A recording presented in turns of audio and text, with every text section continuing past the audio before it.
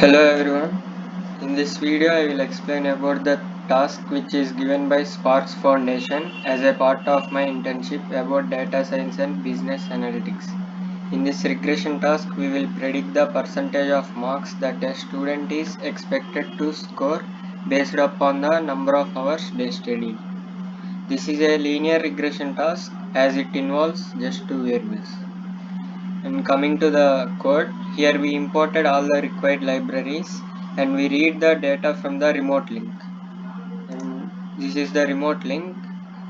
These are the hours and scores of each student.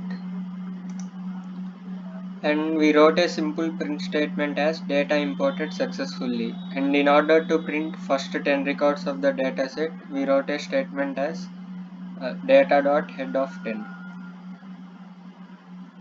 And coming to graph of our dataset, we can see manually finding any relationship between the data.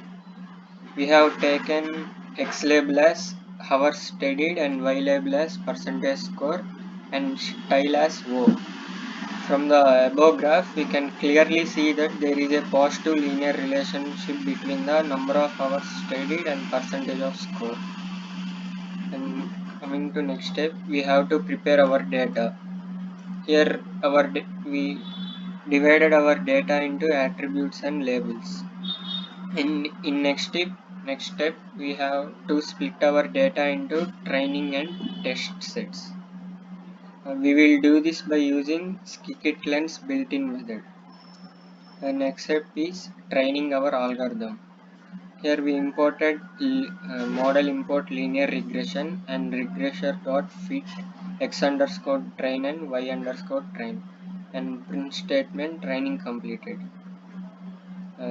Here we plotted our regression line and we have taken scatter plot, and here we make our data predictions. Print x underscore test, that means we have printed our testing data in hours and predicting the scores.